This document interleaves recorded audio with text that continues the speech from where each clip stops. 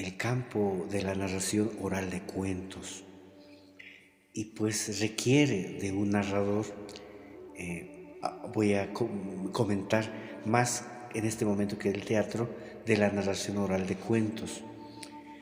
Requiere un trabajo, digamos, entusiasta. En el caso cuando uno quiere escalar una grada más para pasar quizás de ser un narrador natural que somos todos los seres humanos, porque siempre estamos contando anécdotas, siempre estamos, contando historias, lo que nos pasó, lo que le pasó a otra persona. Entonces, en la comunidad, en el cotidiano, siempre estamos narrando. Como ahorita yo les estoy contando un poco de mi vivencia. Ahora, para pasar de una etapa de ser un narrador de cuentos natural, cotidiano, para pasar a otro nivel, que es el narrador oral artístico y en escena, escénico, bueno, siempre es en escena, pero escénico y artístico, requiere pues un trabajo, digamos, más que tiene que ver con la preparación, que va de la mano con el entusiasmo de querer pararse ante un público que no fuera solo tu familia, tus amigos, una reunión social, sino ir más allá, como narrador de cuentos, a querer contar. Estoy hablando del narrador de cuentos en el caso del que narra ficción. Ficción en este comentario requiere pues preparación en el campo físico, en el campo oral, corporal, en el campo intelectual, en el campo de las emociones. Requiere un trabajo constante, cotidiano, consciente, digámoslo así, de búsqueda de cuentos, de creación de cuentos, de trabajo corporal, que eso sí hay que, porque también cuando uno cuenta, todo el cuerpo cuenta, ¿no? Cuentas con tu voz y tu cuerpo. Lo mismo en el caso de la voz, por ejemplo, la dicción, la vocalización, el ritmo, los matices cuando uno va a contar algo, cuando uno va a narrar algo, los matices, los volúmenes, todo aquello. Entonces requiere un proceso de formación, puede ser autodidacta o a través de talleres que uno puede ir forjando cada día el narrador de cuentos que uno quiere llegar a ser.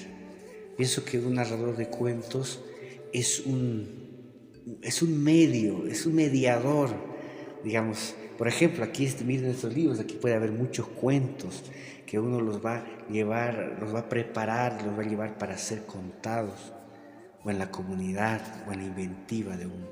Entonces, hago énfasis en ese proceso de la formación. Ahora, no les hablé del narrador de historias.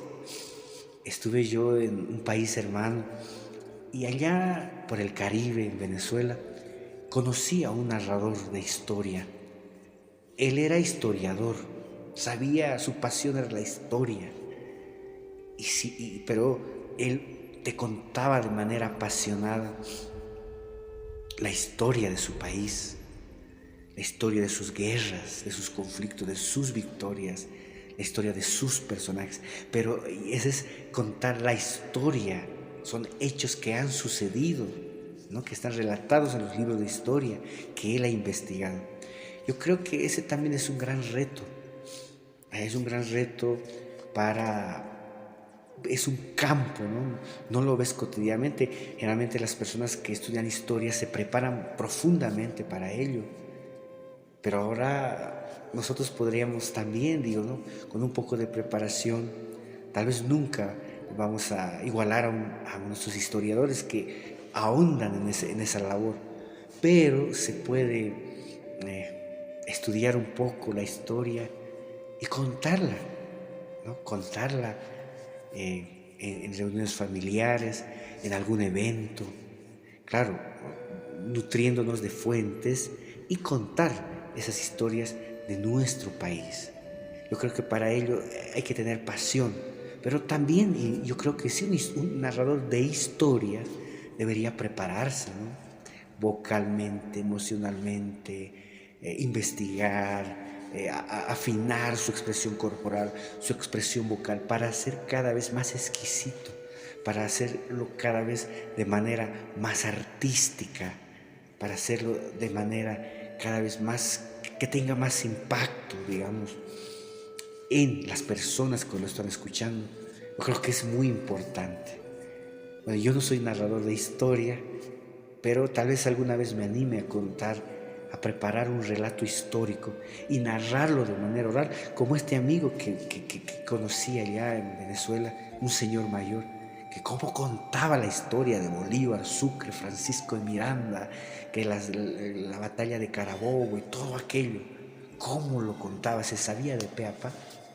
Aquí tenemos a muchos historiadores bolivianos y entre ellos tenemos al maestro Jorge Abastolfo Frei también, que yo siempre digo, bueno, lo pienso, que tiene él en su relato de la historia muchos estudios, ¿no? Universitarios en ello, aparte que se ve que le apasiona la historia de nuestro país y lo cuenta. Yo digo que tiene una espada en su voz de doble filo que corta. Entonces hay que seguir esos ejemplos para nosotros también contar la historia. Qué lindo sería no contar la historia de la guerra del Chaco, de los libros del maestro Bastoflor, contar de la historia de Bolívar, de Andrés de Santa Cruz, de Juana Zurduy, en el barrio, en la escuela, en la universidad. Sería realmente muy importante para seguir contribuyendo a nuestra labor de ensalzar a esos hombres y mujeres que nos han legado esta tierra con su sacrificio, con su muerte, con sus vidas, con sus victorias, derrotas, pero también con sus victorias.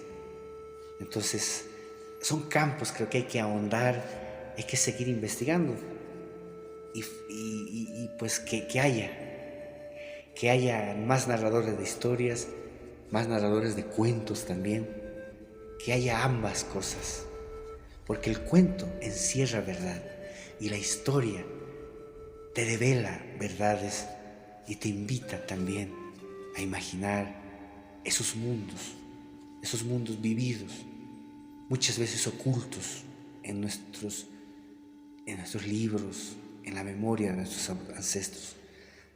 Narrar historias.